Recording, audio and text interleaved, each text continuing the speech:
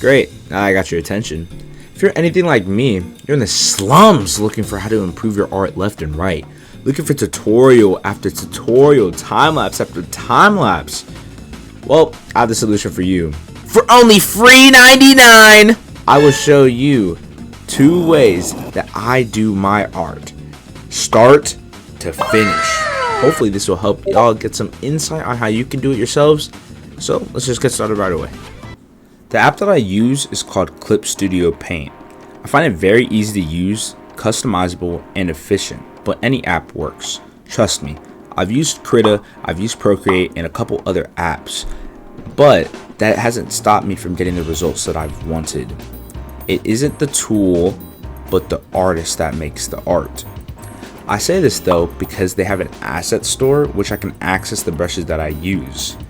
You can use any brush that you feel is best, but for this first method, I like to use a specific brush that just fits my style better.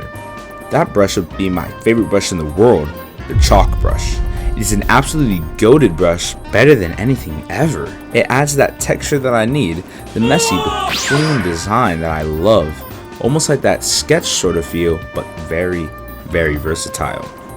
Also blends pretty well with other colors, so if you have access to it or a similar brush such as the crayon or charcoal brush, I would use it for this first method.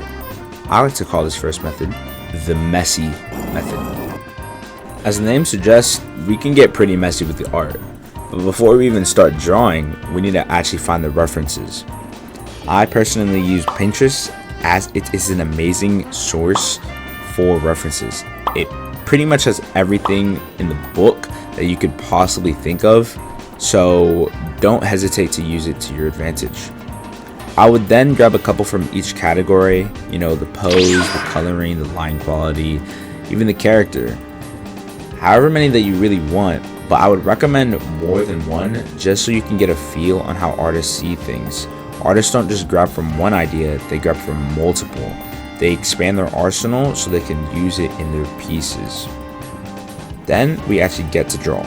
First, I start off with a basic sketch to solidify the idea. Don't be afraid to make mistakes in this stage as it is early on and no one's gonna really care if you even change the pose or the whole idea altogether. It's your piece at the end of the day, so do what you want with it. After that, I work on the clean line art and I make the chalk brush super thin on a size 5 and go over my sketch to make it look better. This is in a completely new layer, so do not get them mixed up because it will mess you up. I like this messy look just because when it's too clean, it looks like a coloring book almost. As you can see on this other piece I try to do, I made the line art a little too clean and I try to color it in and it just did not end up the way I liked it. Here I use one of my references and I grabbed the color palette that they use as I thought it was very vibrant and it would bring out the picture more. Over here is pretty simple. I'm just doing the base colors. It so happened to be the pose reference that I used as well, but to keep that 2 to 3 rule for references, I used the line quality of a different reference to keep that 2 to 3 reference rule still intact.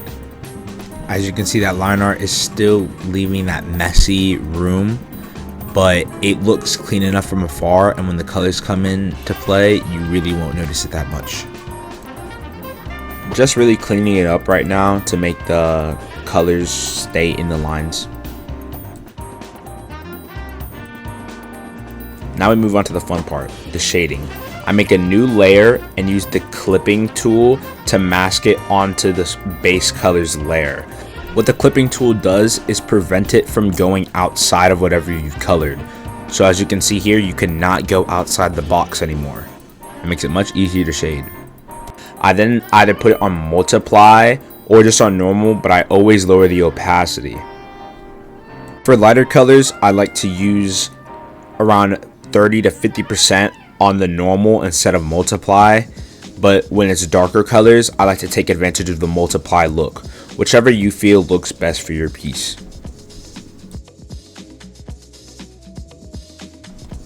My lighting is also very similar. I just put it on the clipping tool and just use lighter colors instead. Also lower the opacity. I start working on the background, which I just increase the brush size by a lot, and I try to blend it in with other lighter and darker colors to add that more 3D shape. As I work on the birds, I don't really go with a specific shape as I already have the sketch down, so I don't do the line art for the birds as it just blends in with the foreground and the background. Always going back to look at the reference to make sure it is as accurate as possible while changing up a few things to make it your own original piece. Here I use the clipping tool once again, but this time focus on the line art layer, so then it only focuses on the line art. I use it because the line art is a little bit too harsh, and when I color it in, it adds that feel on the hair that I really like. And there we have it. The first method is complete. What do y'all think? Anything that can be improved, or anything that you really like and stood out to you? Whatever it is, comment down below, and let's move on to the second method. This method is a newly developed method by studying a lot of different styles. This method is called the fusion method. So just like normal, we look at our references and try to find what really stands out to me. This time I'm going to be using a character from Chainsaw Man. So let's get started. Just like the last method, I will start off with the sketch. The different thing about this is that we go straight into base colors instead of going into the line art. I saw a lot of people hate line art, and so I decided to test it out for myself. I do not recommend this strategy for beginners, as I find it good to build up a good foundation before you start experimenting, but for the sake of this video, I still tried it out anyway. I'm trying a new method for the hair here, as I use the lasso tool and go over the lasso tool to add that sharp curve, as I just hate doing hair, so I might as well experiment with this as well.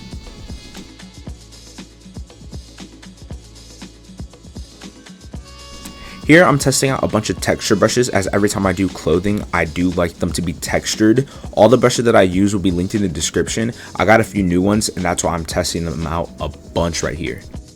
After I figure out which brush I use the lasso tool around this sketch layer so that I won't have to do the cleanup part after.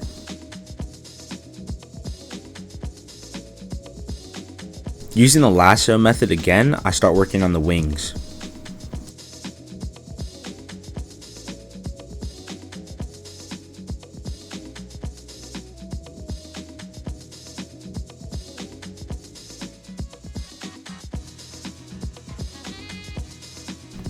I start trying to clean up the line art, but it doesn't really matter because I end up scrapping it at the end.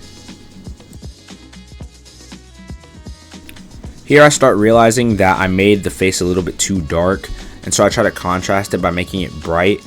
And then I start doing a bunch of weird masking stuff with muddy colors and dark multiply layers, which I also end up scrapping, so I'm lucky to skip it, but here's a little sneak peek of what I did.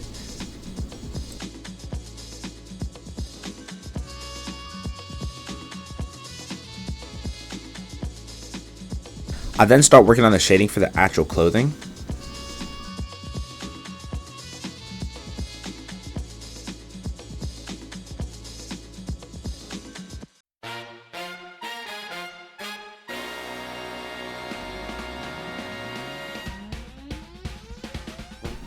Now I start actually working on the shading for the wings, a big part of the piece, so I had to make sure I got this right. But it was kind of hard to get the feather texture right, so the wings look fluffy like.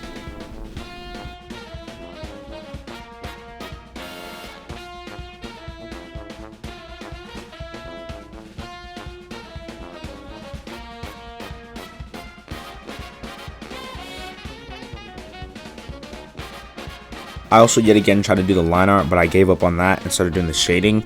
I ended up doing the line art later, but I forgot to record it, so I'll show that at the end.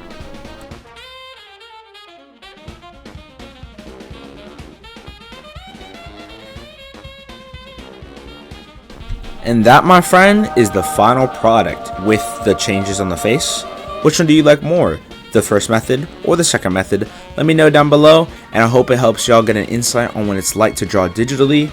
A little recap for just in case you got lost somewhere. For the first method, you do the sketch, and then you do the line art, and then you do the base colors, then you do the shading, then you do the lighting, background, and then render anything else that you find fit.